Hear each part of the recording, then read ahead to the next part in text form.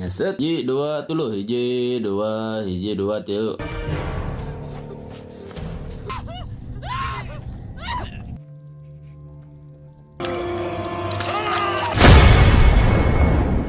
Di awal film kita diperlihatkan seorang wanita bernama Jennifer Hills yang terlihat mendatangi sebuah tempat penyewaan rumah di New Mexico untuk mengambil kunci rumah yang ia sewa di daerah Mockingbird Trail untuk mencari inspirasi dalam menulis novel yang sedang dikerjakan olehnya. Earl, si aki-aki yang bertugas sebagai Kang Agen Pila dan menjelaskan situasi di sana sekaligus menunjukkan jalan dengan peta super modern yang sengaja dibuat olehnya, membuat Jennifer yang merasa cocok dengan situasi Pila karena Pila yang dia sewa terdengar sepi nanti isen sekaligus mendukung dengan apa yang sedang dikerjakan olehnya. Jennifer yang kemudian terlihat tersesat dari peta petunjuk yang sudah diberikan oleh si Aki kepadanya, kemudian terlihat sampai di sebuah Pertamini di mana dia mampir untuk mengisi bahan bakar sekaligus bertanya jalan menuju Pila yang dia sewa kepada orang yang bekerja di sana. Jennifer yang kemudian terlihat bertemu dengan 3 orang cowok bapuk yang ada di sana. Kemudian terdengar bertanya kepada salah satunya letak dari lokasi Pila yang sudah dia sewa. Kemudian nampak diberitahu oleh Johnny jalan yang benar menuju Pila tersebut karena Jennifer harus putar balik dan agak jauh tersesat dari lokasi yang menjadi tujuannya. Johnny yang kemudian terlihat menggoda Jennifer dengan kata-kata gembelnya dan nampak ditertawakan oleh Jennifer karena merasa aneh dengan perlakuan Johnny kepadanya, membuat Johnny yang terlihat caper di sana kemudian tersandung oleh sebuah galon di mana Jennifer kemudian meminta maaf karena hal tersebut dia rasa telah disebabkan olehnya. Jennifer yang kemudian merasa kalau kebutuhannya di pom bensin tersebut sudah sangat terpenuhi dan dia pun sudah mengetahui jalan menuju lokasi Pila yang dia sewa, terlihat segera OTW menuju Pila di sana dengan badan yang sudah redang karena dia ingin segera menulis sekaligus mencuci bobogaannya. Jennifer yang terlihat sudah sampai di villa yang ia sewa, kemudian nampak mengemasi barang-barangnya dan segera langsung bergegas untuk menulis novel yang sudah menjadi pekerjaannya. Jennifer yang terlihat sedang moyan di pinggir danau dengan segelas amer dan sebuah laptop yang nampak selalu dia bawa di sisinya, nampak mendengar suara-suara aneh dari sana, kemudian mengabaikannya dan terlihat menelepon temannya kalau villa yang dia sewa sangatlah nyaman dan sesuai dengan apa yang dibutuhkan olehnya. Saat si Jennifer terlihat mendengar suara lain di mana suara tersebut mengarah pada sebuah gudang yang ada di sana, terlihat gudang yang nampak tidak dikunci dan banyak perabotan kuli bangunan, membuat Jennifer menjadi sedikit heran dan kemudian menutup gudang tersebut lalu kembali ke tempatnya. Jennifer yang kemudian menumpahkan Homer yang sedang dia nikmati dan dileet oleh dirinya, kemudian terlihat mencuci baju yang ia gunakan dengan busana mini dan nampak seorang yang sedang memvideo Jennifer seperti sedang mengawasi dan melihat gerak-geriknya. Keesokan paginya, Jennifer yang terlihat ajojing di dalam hutan, kemudian nampak melihat sebuah bangunan tua di mana terdapat beberapa barang yang masih tersimpan di dalamnya. Jennifer yang terlihat sedikit geeng alias takut dengan situasi yang ada di sana, kemudian terlihat melanjutkan lari paginya dan nampak sudah kembali ke villa di mana Jennifer terlihat kusut dan nampak memutar keran untuk sekedar mencuci bebenguknya, namun ternyata air tersebut kotor dan tidak bisa digunakan olehnya. Jennifer yang terlihat menelpon si Aki dan terdengar mengeluhkan soal air keran yang sangat kotor sebagai fasilitas yang ia terima dari villa yang sudah disewa oleh dirinya, terlihat menjatuhkan HP miliknya ke dalam kloset yang ada di sana dan secara tidak langsung Jennifer tidak bisa menghubungi siapapun ketika sesuatu yang buruk terjadi pada dirinya.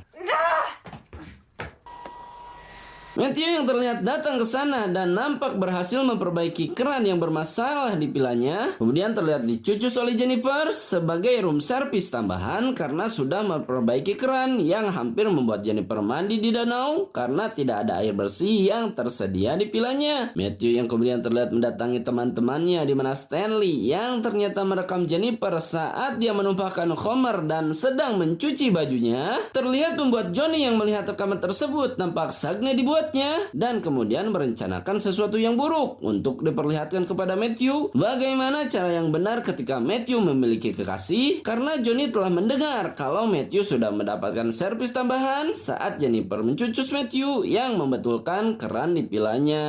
No, she did, Johnny. Penting harinya, Jennifer yang terlihat mulai bosan dengan situasi di sekitaran villa nampak mengenyot sebuah daun sampo haram dan terlihat mendapatkan teror dari orang-orang yang mencoba untuk mengganggunya. Jennifer yang kemudian mengecek sekitaran villa dan melihat sebuah burung yang nampak sudah mati dan terkapar di depan pintu villa yang ia sewa, kemudian terlihat kembali masuk ke dalam villa. Namun betapa kagetnya dia saat melihat foto Johnny, Andy dan juga Stanley sudah menjadi wallpaper di layar laptop miliknya. Johnny, Andy dan juga Stanley yang terlihat sudah masuk ke dalam villa nampak menakut-nakuti Jennifer dengan menggunakan metode untuk mengganggu mental dan juga psikisnya. Matthew yang juga terlihat berada di sana nampak tidak menyukai perlakuan dari teman-temannya, di mana Jennifer yang dipaksa meminum bir cap orang tua walaupun Jennifer berkata kalau dia tidak menginginkannya.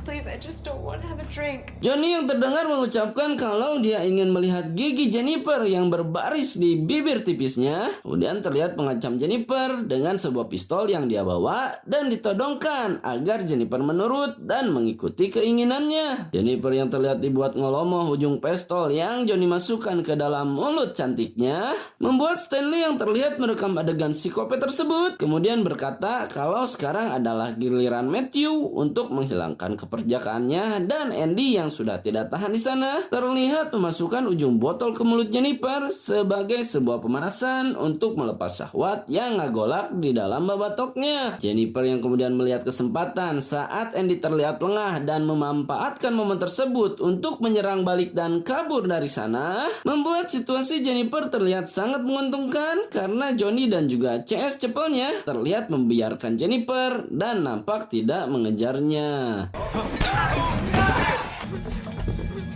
Jennifer yang kemudian berlari ke dalam hutan terlihat bertemu dengan seorang sheriff dan si Aki Kang agen villa yang sedang bersamanya. Kemudian menceritakan kejadian yang baru saja dia alami dan si sheriff pun berkata kalau dia akan membereskan masalah yang sedang menimpa Jennifer di villanya. Sampainya mereka di villa dan Jennifer yang sudah merasa aman dengan adanya seorang sheriff yang menemani dia di sisinya, malah terlihat diinterogasi oleh si sheriff dengan beberapa pertanyaan yang terkesan malah sangat menyudutkan dirinya. Jennifer yang kemudian tidak menyangka kalau si sheriff ternyata merupakan bagian dari orang-orang yang tadi malam sudah meneror dirinya, terlihat terkejut saat Johnny dan juga CS cepelnya masih berada di sana dan nampak akan kembali berbuat asusila. Ditambah si sheriff yang sudah sagne terlihat dari kumis dan juga bebenguknya. Jennifer yang terlihat melawan si sheriff dengan ala kadarnya kemudian nampak membuat si sheriff marah dan terlihat menampar Jennifer sampai membuat Jennifer tikusruk ke lantai yang ada di sana. Johnny yang kemudian menyuruh Jennifer untuk berlutut di hadapan si sheriff dan terdengar menyuruh Matthew untuk membuka celananya sekaligus memasukkan bonteng yang sudah utek-utekan di dalam lepisnya. Mau tidak mau harus melakukan apa yang Johnny perintahkan karena Matthew tidak ingin melihat Jennifer celaka karena Johnny berkata kalau dia akan menyiksa Jennifer seandainya Matthew tidak melakukan apa yang Johnny perintahkan. Matthew yang kemudian terlihat terbawa suasana sementara si sheriff mengangkat telepon dari anaknya dan berkata kalau dia akan telat pulang ke rumah untuk ikut makan malam bersama dengan keluarganya. Matthew yang terlihat mencekik Jennifer sambil terus menggoyang-goyangkan pinggul buduknya menandakan kalau si Matthew akan mengeluarkan pipis enaknya dan merasakan bucat sebuah bisul yang ada di antara kedua selangkangannya. Jennifer yang sekali lagi mencoba untuk kabur dari villa malah terlihat terkepung oleh mereka yang sudah menunggunya di sana dan membuat Jennifer pasrah dengan apa yang akan terjadi pada dirinya. Jennifer yang terlihat disiksa dan dicelupkan ke dalam kubangan air di mana Stanley merekam adegan tersebut sebagai pemuas nafsu dan untuk kepentingan dirinya. Jennifer yang terlihat diberkaos oleh si sheriff Sagne yang kemudian menusuk Jennifer bukan lewat lubang depannya melainkan menusuk Jennifer lewat liang caduk yang ada di belakangnya. Jennifer yang terlihat lemas dan bertambah banyak penderitaan yang Jennifer rasakan saat dia nampak terbangun dari pingsannya. Kemudian menyadari kalau dirinya sudah digilir oleh 5 orang lelaki bejat yang ada di sana. Jennifer yang kemudian terlihat terbangun dari pingsannya, kemudian nampak berjalan pergi dari sana dan diikuti oleh para lelaki bejat yang terlihat senang karena sudah memperkaosnya. Jennifer yang terlihat sudah pasrah saatnya melihat sebuah sungai yang mengalir deras tepat di hadapannya. Lalu tiba-tiba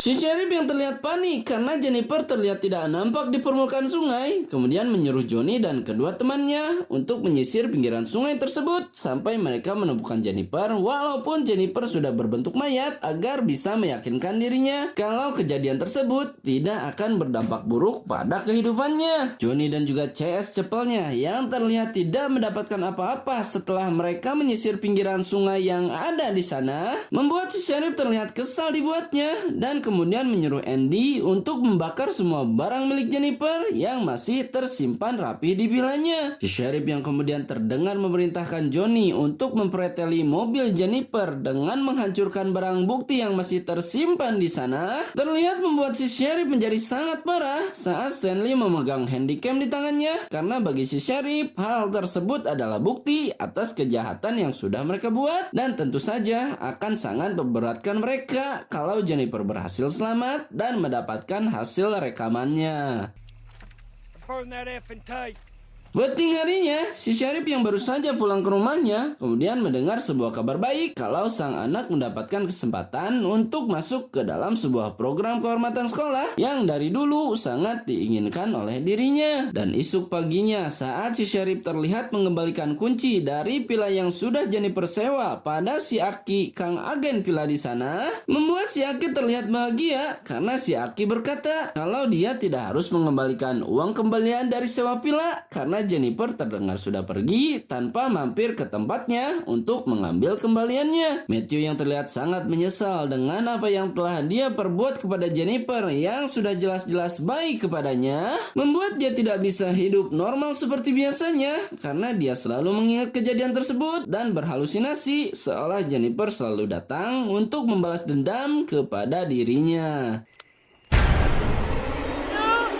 1 bulan berikutnya, si sheriff yang terlihat ditelepon oleh si Aki, kang agen villa, kemudian terdengar membicarakan kabar dari Jennifer yang dicari oleh saudaranya karena si Aki berpikir kalau si sheriff lah orang terakhir yang sempat bertemu dengan dirinya. Stanley yang terlihat lompatan karena sudah kehilangan kaset rekaman yang dulu dia gunakan saat merekam adegan pemerkosaan, kemudian terlihat sangat panik di sana dan terdengar mengatakan yang sejujurnya kalau dia belum menghancurkan kaset rekamannya karena kaset yang dirusak oleh si sheriff adalah sebuah kaset kosong yang Stanley sudah ganti sebelumnya. Johnny yang mendengar perkataan dari Stanley kemudian terlihat marah dan mencekik Stanley sampai-sampai Andy yang ada di sana harus ikut campur untuk menghentikannya, sampai-sampai membuat Johnny berkata kalau Stanley sudah bertingkah bodoh dengan menyimpan kaset rekamannya yang akan menjadi bukti atas kejahatan yang sudah mereka lakukan. Dumb you are!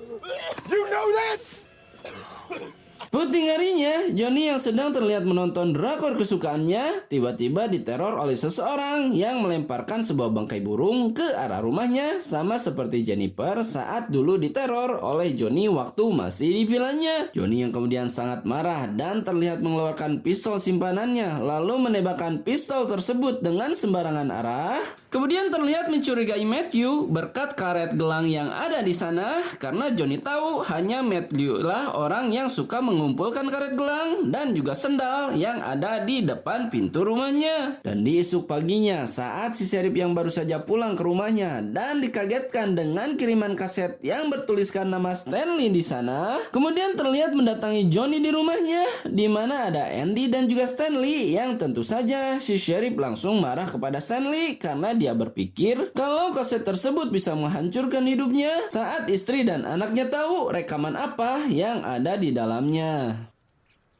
To my wife! Si Sheriff yang kemudian mengajak si Aki untuk berburu burung puyuh di dekat sungai, kemudian nampak memberi si Aki sebuah botol bir kecil dan terlihat menembak si Aki untuk menghilangkan jejak karena si Aki lah satu-satunya orang yang bisa saudara Jennifer hubungi untuk bisa menemukan Jennifer yang nampak menghilang di sana. Tempat lain, Matthew yang mendengar suara dari Jennifer memanggil-manggil namanya, kemudian malah terlihat pingsan saat terjatuh dari tangga karena merasa takut dengan apa yang sudah didengar olehnya. Matthew yang terlihat sudah sadar dan berada di satu ruangan di mana dia melihat Jennifer yang duduk tegas tepat di hadapannya. Kemudian terlihat meminta maaf kepada Jennifer karena sudah memperkaosnya, walaupun Matthew berpikir hal tersebut didorong oleh teman-temannya, dan Matthew yang terpancing karena melihat bujur Jennifer yang aduhai dan sangat mulus terpangpang depan bebenguknya. Jennifer yang terdengar memberikan maaf dan kemudian mencekik Matthew sebagai syarat permintaan maaf yang baru saja Jennifer ucapkan kepadanya, menandakan pembalasan Jennifer baru saja dimulai dengan Matthew sebagai orang yang pertama, dan semua lelaki bejat di sana akan segera mendapat gilirannya.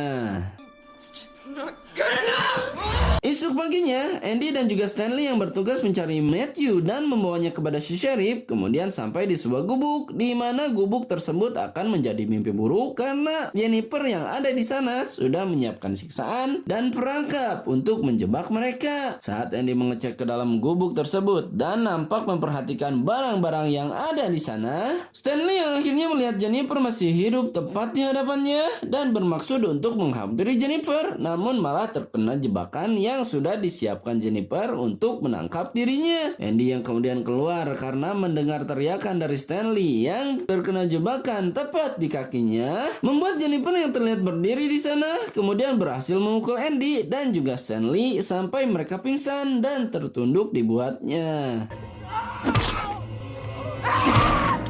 Jennifer yang kemudian membalas dendam dengan metode yang sama saat Andy dan juga Sandy melecehkannya, terlihat sangat mempersiapkan semua yang ada di sana dan nampak mengikat Andy di atas sebuah bathtub di mana Andy akan dicelupkan oleh Jennifer ke dalam air yang sudah dicampur oleh soda api di dalamnya. Stanley yang terlihat diikat di sebuah pohon di mana Jennifer memasukkan tikus ke mulut Stanley dan mengaitkan kail pancing tepat di matanya, membuat siksaan mereka menjadi sangatlah berat karena Andy harus kehilangan wajah gantengnya, sementara Stanley harus kehilangan mata karena dimakan oleh gagak berkat jeroan ikan yang Jennifer tempelkan tepat di matanya.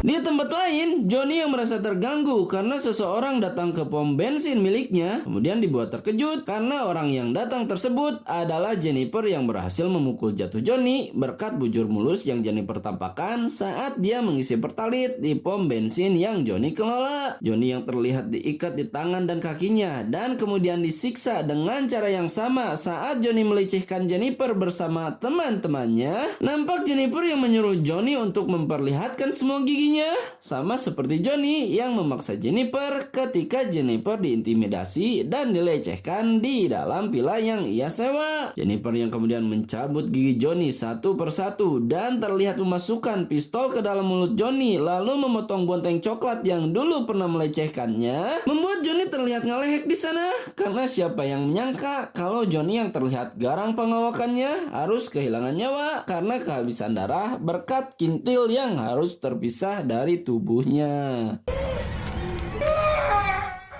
Di tempat lain, si Sheriff yang terlihat sedang berada di jalan dan tiba-tiba mendapat telepon dari keluarganya yang terdengar membicarakan kalau sang anak ditemui oleh guru dari program kebanggaan sekolah yang kemudian menyuruh si Sheriff untuk berbincang dengan sang guru guna mengucapkan terima kasih atas rasa bangga si Sheriff kepada anaknya. Dan saat si Sheriff mengetahui kalau sang guru yang ada di rumahnya adalah Jennifer Hills yang sedang menyamar dan berkunjung ke rumahnya, betapa syok dan khawatirnya si Sheriff karena dia merasa kalau keadaan keluarganya tidaklah sedang baik-baik saja. Sheriff yang segera tancap gas menuju rumah pribadinya untuk menemui keluarga yang sangat dicintai olehnya, tiba-tiba dikagetkan dengan kenyataan di sana kalau sang anak telah ikut bersama Jennifer ke sebuah taman kota di mana si Sheriff yang empot-empotan di liang caduknya segera kembali gasken untuk menyusul sang anak yang merupakan anak semata wayangnya. Si Sheriff yang kemudian sampai di taman dan terlihat tidak menumbuhkan anaknya di sana, nampak berhasil dilumpuhkan oleh Jennifer yang memukul Babatok si Sheriff saat dia kembali tepat masuk ke dalam mobilnya.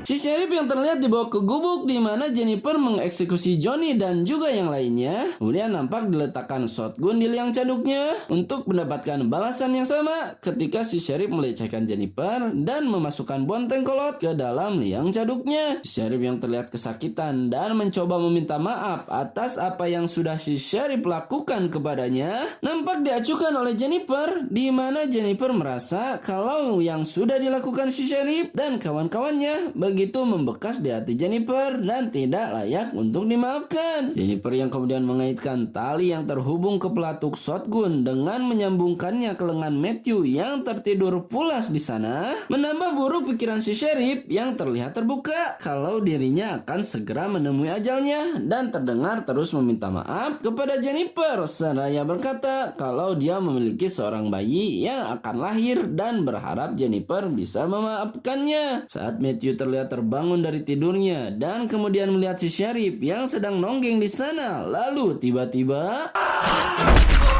shotgun yang terlihat menembak karena Matthew menarik tangannya, menandakan kalau balas dendam yang Jennifer lakukan sudah mendapatkan hasil dengan menewaskan semua tersangka yang sudah melecehkan dirinya dengan senyum manisnya dan situasi yang terlihat hening di sana. Jennifer yang terlihat sudah puas dengan apa yang sudah dilakukan olehnya, kemudian menutup film kita kali ini tanpa kita tahu apa yang telah terjadi pada anak si Sheriff karena filmnya sudah berakhir dan hal tersebut tidak diceritakan dalam ending di film kita kali ini. Tamat, ending yang sangat menggambang-gambangkan.